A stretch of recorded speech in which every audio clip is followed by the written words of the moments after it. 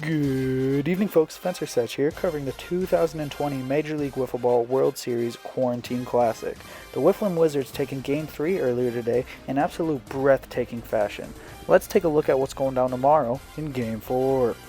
Earlier today, an executive decision was made by the Board of Directors to play Game 4 tomorrow afternoon after reviewing an absolutely disgusting weather forecast for the coming week. Please keep in mind we are producing this preview before the official stats for Game 3 have been released, so it is fairly limited in what we're able to do compared to previews for previous games. Let's take a peek at the pitching matchup for tomorrow. Set to make their first career starts is Zach Fujiasco and Clay Amadon. Similar to the previous game, we know very little about these two pitchers, and we really don't have any idea what's going to happen. Fujiasco hasn't pitched a full inning in the series, and neither has Clay. The only time we've seen Amadon throw was when he pitched Ethan Mraz into a pop fly in Game 1 and made the save for the Wizards. We'll be sure to keep an eye on these two for tomorrow. I did get the chance to speak with Clay Amadon this evening, and here's what he had to say. Here we got Clay Amadon of the Birmingham Whifflin Wizards. How you doing tonight, Clay? I'm all right. I'm doing pretty good. How about you? Yeah, I'm doing pretty good. Little short notice for this production tonight, but we're just taking it as it goes. So It's all right. It all worked out. yeah. So coming off a pretty big win, pretty long win, pretty nail-biting win. What's going through your mind right now as you guys are preparing for your start tomorrow? Confidence. I think the confidence is both a good thing and a bad thing at this point. I think that we need to use this confidence as a fuel to burn the fire to, dominate tomorrow. What else do you think your team has to do to repeat such a win that you guys put out today? Solid defense, both pitching and in the field. We're really good today with errors. Not a whole lot of errors were committed. I don't think any errors were committed, actually. That's a lie. So, is it a lie? There were a few. I know Spencer. He how to say ate a couple of times out in center field over there. But It's Spencer. It's okay. all right. Yeah. It's all right.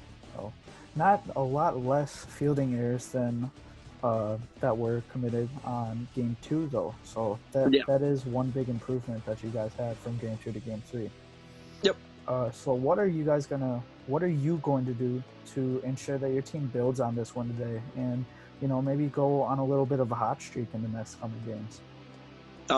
Well, I know for a fact that tomorrow I need to light up in the batter's box. Right.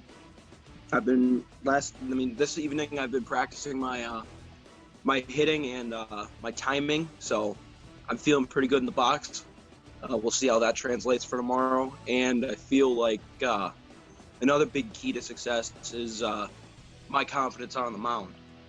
I was feeling it this evening. We'll see how it plays out. Looking forward to it.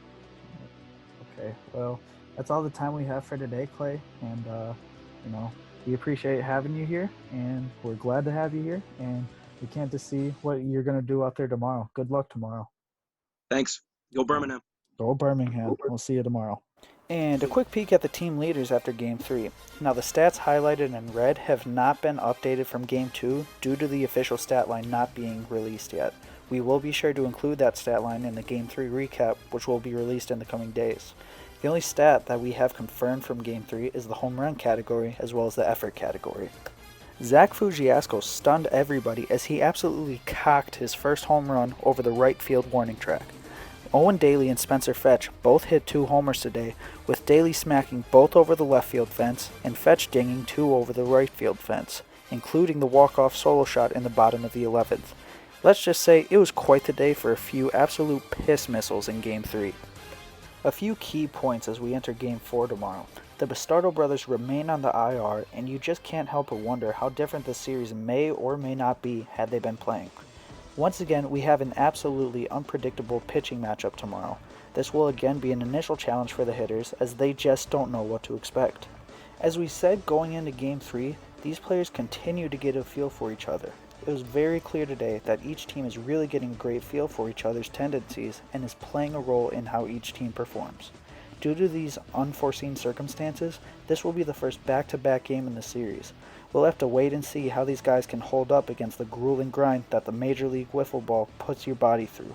And now we have Fencer's keys to winning Game 4. The field was pretty slippery today, and please excuse my French, but we saw Spencer Fetch absolutely eat not once, not twice, but 3 times in center field, as well as once on the mound. Both teams need to do what they can to stay up in these conditions. As we said in the previous game previews, offense needs to happen early and often if either side wants to get a leg up on each other. After Toronto gave up 4 home runs today, or cock shots as I like to call them, Toronto needs to remain calm and stay confident in themselves. They can't let Game 3 rattle them, and they just need to take a deep breath. And finally, Birmingham needs to limit their walks and unnecessary base runners, for Fetch won't always be able to climb out of the giant holes that he digs himself in at times. And finally, we have the leaders in the award races after Game 3. Ethan Mraz in the lead for Sue Botsy's Cy Young Award, with Spencer Fetch not too far behind. Nathan John Drew in front for Stein's Gardens and Gifts Chirper of the Year, which goes to the best trash talker. Owen Daly in the lead for Subway Golden Glove. Nathan John Drew also in the lead for Big League Chew Catcher of the Year, with Clay Amadon not too far behind. And finally, leading the pack for David Jumbo Sunflower Seeds Most Valuable Player is Spencer Fetch, with Ethan Mraz just a hair behind him. That's all we got for you tonight. We will see you tomorrow at Game 4 of the Major League Wiffle Ball World Series Quarantine Classic. I'm Fencer Setch. Stay classy, folks.